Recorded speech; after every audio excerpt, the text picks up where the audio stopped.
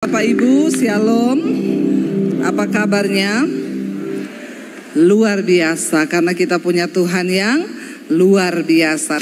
Bapak Ibu, kekristenan itu bukan soal berapa lama kita menjadi Kristen, ya.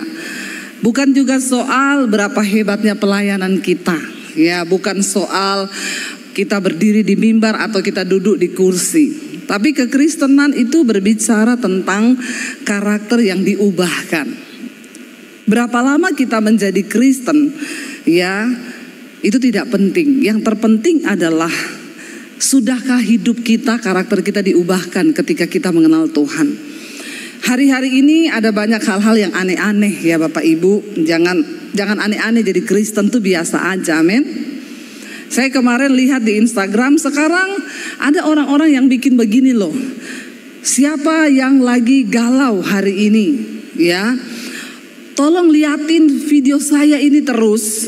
Liatin, jangan kemana-mana, tatap mata saya. Lalu sekarang tutup mata. Lalu dengar, resapi dalam-dalam kata-kata saya. Saya melihat ya sekarang itu, tapi banyak yang ikutin. Orang-orang sekarang menawarkan sesuatu yang instan, ya. Tapi hati-hati, penyesatan juga sekarang banyak terjadi.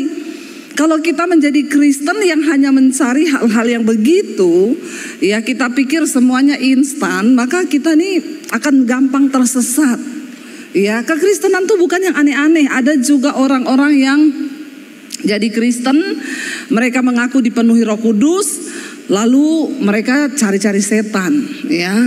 Ada pohon besar ditengking dalam nama Yesus, pohonnya dikelilingi, saudara. Setan itu tidak akan pernah bisa menguasai kita kalau kita tidak memberi izin kepada dia untuk bekerja dalam diri kita. Ya, satu kerinduan saya ini banyak keliling ke desa-desa. Ya, tadinya ketika Tuhan memberkati kami lewat YouTube, saya membangun gereja di desa-desa. Tapi tiba-tiba Tuhan itu taruh visi kepada saya nggak buka gereja, karena gereja sudah banyak lah. Saya mau jadi sahabat gembala, saya nggak mau jadi musuhnya gembala. Sekarang semua orang berlomba-lomba buka gereja. Udah ada gereja dia buka lagi di sebelah, ya udah ada di sebelah dia buka lagi di sini, ya. Kalau buka tuh di Papua sana yang belum ada gereja, itu saya setuju. Lalu akhirnya saya tuh berdoa, Tuhan, visi apa? Karena semua orang itu berkata, ibu buka gereja, ibu sudah saatnya jadi gembala jemaat, ibu banyak di YouTube. Di Jakarta pun banyak yang tanya, ibu gerejanya di mana bu? Saya mau pindah ke gereja ibu. Saya berdoa, Tuhan bilang, ya saya itu tidak harus buka gereja. Ya, visi Tuhan di akhir zaman adalah tuaian. Yesus berkata tuaian banyak, tapi warningnya Yesus itu penuainya sedikit, pekerjanya sedikit.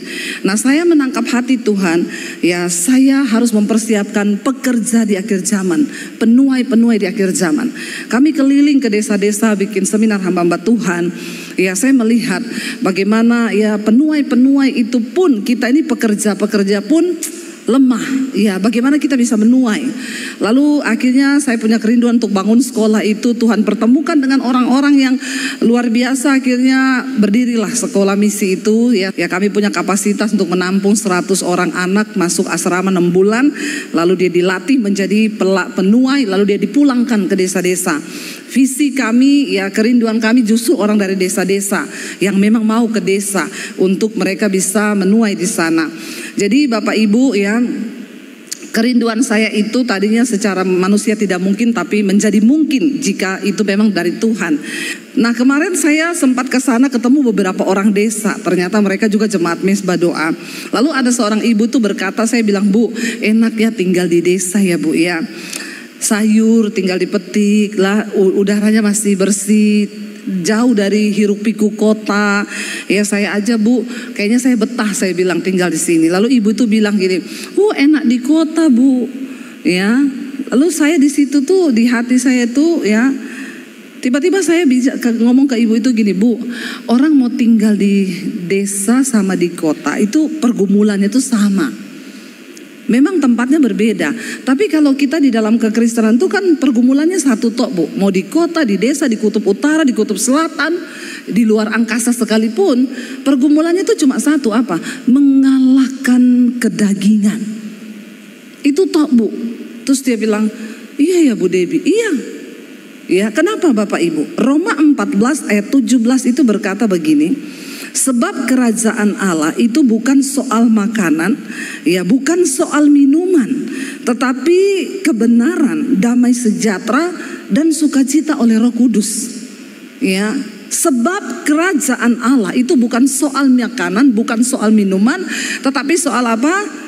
Kebenaran, damai sejahtera dan sukacita oleh Roh Kudus. Ini berbicara tentang karakter loh saudara. Ini nggak ada hal-hal yang ini bukan hal, ini tidak berupa barang, bukan makanan, bukan pakaian kata Yesus, bukan minuman, bukan sesuatu yang kelihatan. Tetapi kerajaan Allah itu bicara tentang kebenaran, damai sejahtera dan sukacita oleh Roh Kudus. Saya jadi berpikir kalau tiga hal ini itu kan bicara tentang karakter kita kan. Ketika ada kebenaran dalam diri kita, maka timbul damai sejahtera. Ketika ada damai, maka ada sukacita. Saya bilang sama ibu itu, Bu, mau di kota, mau di desa, banyak Bu. Saya ketemu orang kaya, raya, ya Bu. Tapi dia nggak punya kebenaran, nggak punya damai, nggak ada sukacita. Walaupun dia kaya, dia tinggal di kota besar Bu. Lebih bahagia orang di desa yang punya kebenaran, damai sejahtera dan sukacita oleh Roh Kudus. Ini bicara tentang karakter. Alkitab berkata Yesus datang ke dalam dunia membawa kerajaan Allah. Karena manusia telah berbuat dosa, telah kehilangan kemuliaan Allah, kita ini berada dalam kerajaan maut, kerajaan setan. Lalu Yesus datang, Yesus membawa kerajaan Allah. Yohanes Pembaptis berkata, bertobatlah, persiapkanlah jalan bagi Kristus, persiapkanlah jalan bagi Allah, bertobatlah sebab kerajaan Allah sudah dekat. Siapa yang dimaksud oleh Yohanes yaitu kerajaan Allah itu sendiri, yaitu Yesus. Waktu Yesus datang, dia datang membawa kerajaan Allah. Jadi Bapak Ibu, kita harus mulai belajar hidup di sorga, bukan hanya waktu kita mati. Tapi selama kita ada di dunia ini, inilah tempat kita berlatih untuk kita bisa hidup dalam kerajaan Allah. Apa itu kerajaan Allah?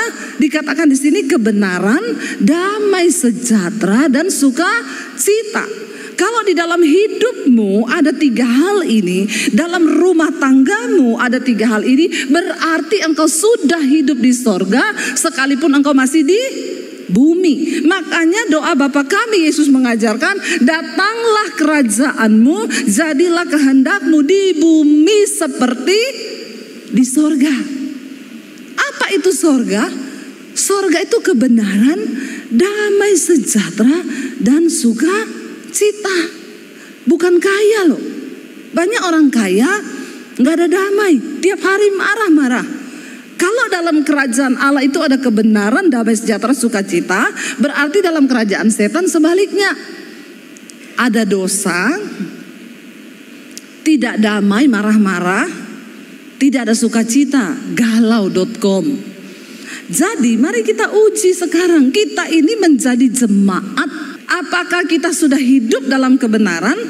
Ada damai dalam hidup kita, ada sukacita, berarti imanmu bertumbuh. Kalau engkau menjadi jemaat Kristen walaupun puluhan tahun, tapi engkau tidak hidup dalam kebenaran, rumah tanggamu tidak ada damai. Tiap hari tukaran, kata orang Jawa ya. Tukaran itu apa? Berantem kan, ribut kan, bener kan? Saya nggak salah kan?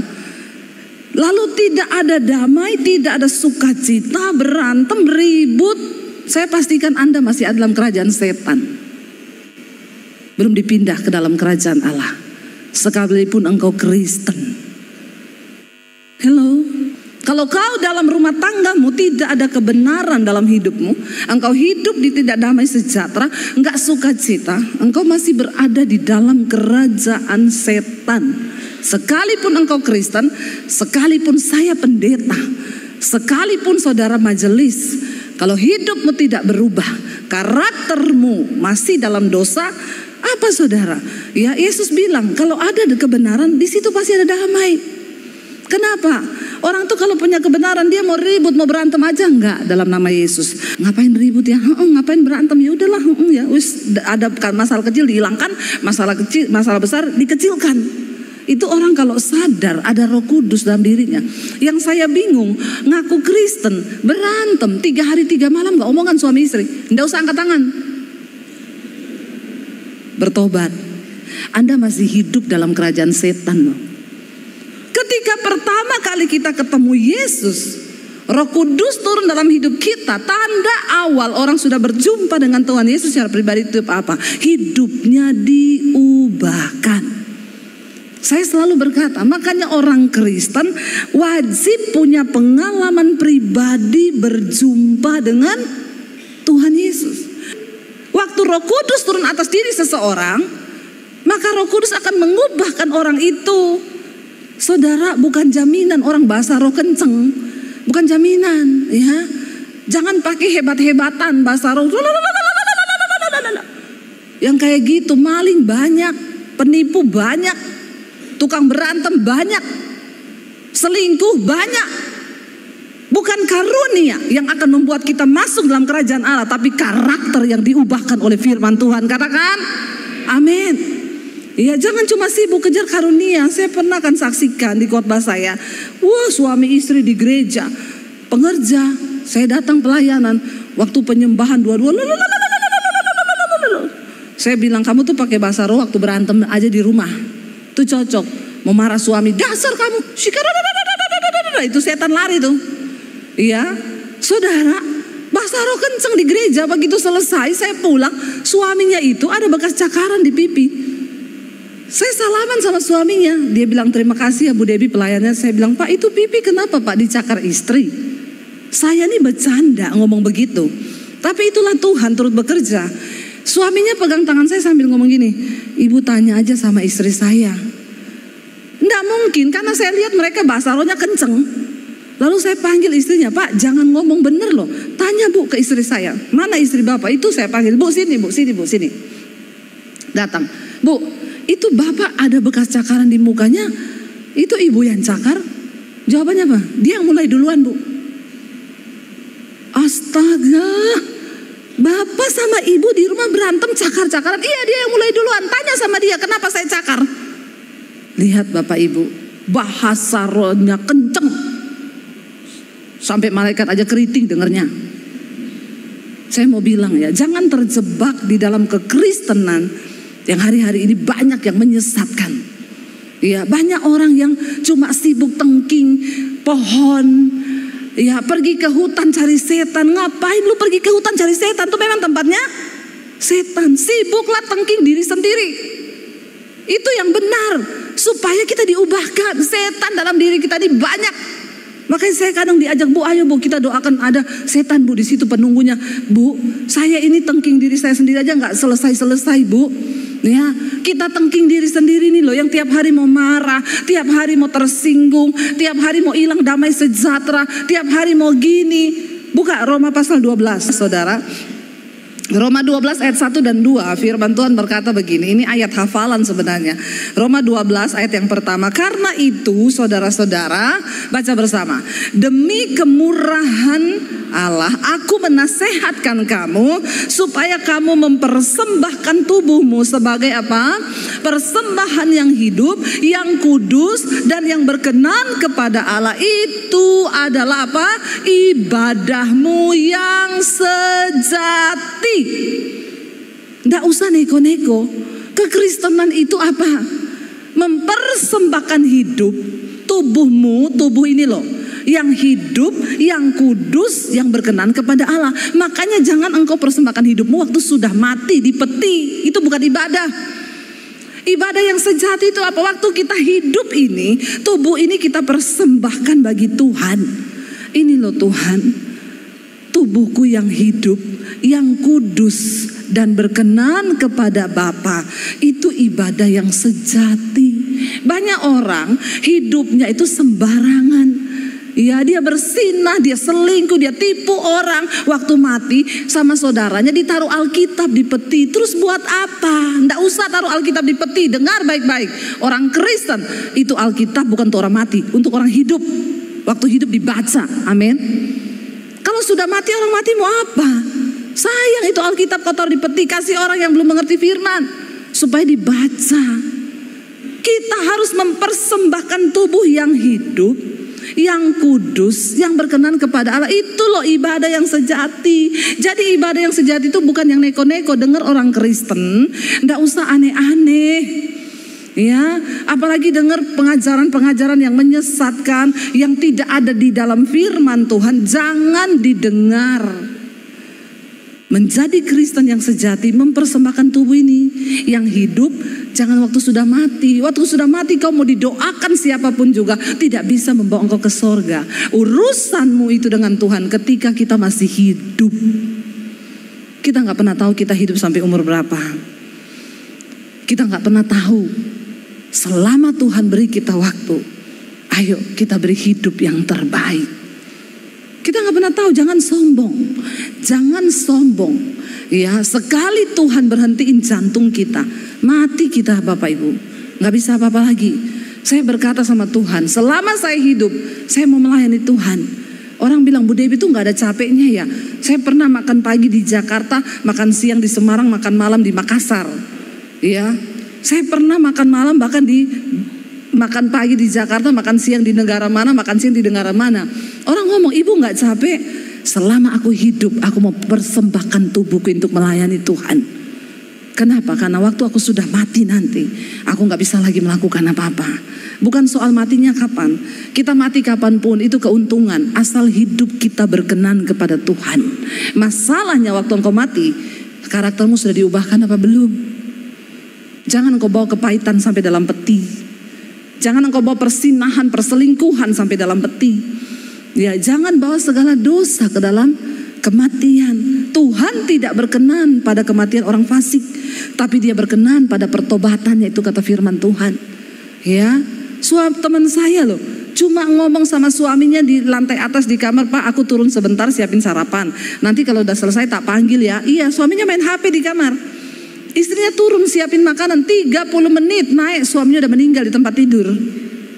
Dia ngomong ke saya, Bu Debbie, kalau saya tahu dia mau mati hari itu saya enggak masak. Lah masalahnya kan ibu enggak tahu. Kita ini kan enggak ada yang tahu. Saya tanya, enggak ada tanda-tanda Bu? Enggak Bu, sehat suamiku. Tidak divonis dokter. Kalau sudah divonis dokter saya bisa berjaga-jaga Bu. Enggak ada, sehat walafiat, enggak ada apa-apa. Lu seperti biasa kita ngomong ke suami saya, aku tak masak ya. Nggak ada yang tahu kan. Cuma 30 menit siapin sarapan. Mau ngajak suaminya turun sampai di dalam atas kamar, kaget suaminya udah meninggal di tempat tidur. Makanya kalau ada orang datang sama saya, Bu, saya divonis dokter, umur saya tinggal 6 bulan. Saya bilang, puji Tuhan Bu, masih lama. 6 bulan tuh masih lama Bu. Ada orang gak divonis Bu, besok mati. Bapak Ibu, kita gak tahu hidup kita ini sampai berapa lama. Yang kita bawa sama Tuhan tuh bukan karunia, bukan jumlah depositmu, bukan kekayaanmu, tapi karakter yang sudah diubahkan oleh Tuhan. Itu yang akan kita bawa. Hanya orang-orang yang di bumi ini sudah belajar tinggal dalam kebenaran, damai sejahtera dan sukacita oleh Roh Kudus. Mereka lah yang akan bisa masuk surga. Di bumi ini kita latihan nih. Ya, jadi kalau suamimu marah ngomong, nggak ada orang marah-marah di surga loh. Lu latihan loh, jangan marah-marah. Amin. Orang Semarang ini kalau bilang amin kecil ya. Amin. Gitu yang keras supaya saya juga semangat. Kalau dia marah-marah, istrimu di rumah marah-marah ngomong, nggak ada orang masuk surga loh. Ya marah-marah. Yang di surga itu yang hidup dalam kebenaran, damai sejahtera dan sukacita oleh Roh Kudus.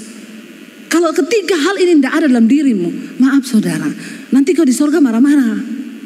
Ya, bingung lagi malaikat. Nih kok di surga masih marah-marah ya? Ayo kita berlatih yuk. Karakter itu tidak bisa didoakan. Karakter itu bukan ketika engkau suruh pendeta tumpang tangan dalam nama Yesus, berubahlah kau, berubahlah kau. No. Ya, karakter itu kita dapatkan ketika engkau bergaul dengan firman, engkau minta sama Roh Kudus, dan yang terutama engkau bertobat, baru engkau bisa diubahkan. Kenapa? Yesus berkata, bukan orang sehat yang butuh dokter. Yang butuh dokter itu orang sakit. Bagaimana kita bisa diubahkan? Waktu engkau sadari bahwa engkau itu sakit. Kalau kita ini tukang marah-marah, kita akui dong, Tuhan, aku ini tukang marah-marah Tuhan. Ya, tapi ada orang sudah sakit, nggak ngerti kalau sakit, pura-pura sehat, padahal sakit jiwa. Ya, ingat loh Bapak Ibu, orang yang marah, tersinggung itu sakit jiwa, tapi stadiumnya masih awal. Ya, tapi itu sakit jiwa karena dalam jiwa manusia itu terletak ada pikiran, perasaan dan kehendak. Jadi ketika engkau marah itu jiwamu bermasalah. Makanya pemazmur berkata, hai jiwaku, mengapa engkau tertekan dalam diriku? Pujilah Tuhan. Pujilah Tuhan, hai jiwaku. Karakter tidak bisa didoakan. Karakter itu dibentuk. Dan kita yang harus mau. Dan waktu engkau berdoa, Tuhan, aku ini tukang marah. Aku mau berdoa supaya aku mau bergumul. Aku puasa Tuhan, mematikan kedaginganku. Aku tidak pengen marah-marah. Maka bersiaplah saudara, engkau akan dipertemukan dengan orang yang bikin engkau marah. Tapi harap tenang, ada ujian. Amin. Waktu kita menang, maka karakter kita diubahkan. Lalu ayat yang kedua dari Roma pasal 12 tadi, ayat yang kedua kita baca. Saya undang para imam musik, kita mau siapkan ya, baca bersama. Janganlah kamu menjadi serupa dengan dunia ini, tetapi berubahlah oleh pembaharuan budimu sehingga kamu dapat membedakan manakah kehendak Allah, apa yang baik, yang berkenan kepada Allah dan yang sempurna. Saudara, saya mau tanya, marah-marah itu kehendak Allah atau bukan? Bukan, tahu kan semua. Saya yakin manusia itu nggak perlu diajari terlalu seperti gimana-gimana. Alkitab berkata Tuhan itu bilang begini, aku menaruh hukum-hukumku di dalam hati mereka. Jadi orang itu mau kenal Tuhan mau tidak, sebenarnya dalam hatinya itu ada hukum Tuhan. Waktu engkau selingkuh, engkau tahu itu dosa. Tidak usah engkau tanya sama pendeta, tidak usah. Ada suara hati nuranimu yang akan berbicara. Karena Alkitab berkata roh manusia itu adalah pelita Tuhan. Itu yang akan berbicara. Dia sudah mainkan lagu, berarti saya harus selesai. Dia mengintimidasi saya Bapak Ibu secara perlahan. Ya, tapi saya tidak terintimidasi. Ya, jadi Bapak Ibu, ketika kita ini ya marah-marah, kita tahu ini bukan kehendak Allah. Berubahlah oleh pembaharuan budimu supaya engkau bisa membedakan. Waktu engkau berantem dengan istrimu, ayo, aduh, hai jiwaku, jangan sakit jiwa kau, aku mau berubah. Cukup ya, aku tidak mau marah-marah. Ajak istrimu berdoa, ajak suamimu berdoa. Yuk say, kita tidak usah marah ya. Ini kerajaan setan loh lagi ada dalam rumah kita. Ayo kita berdoa yuk, kita gandeng tangan yuk, kita minta Roh Kudus hadir ubahkan kita. Amin. Bangkit berdiri, kita nyanyi, ku telah mati dan tinggalkan cara hidupku yang lama. Kita mau bilang pada Tuhan, kami mau diubahkan Tuhan.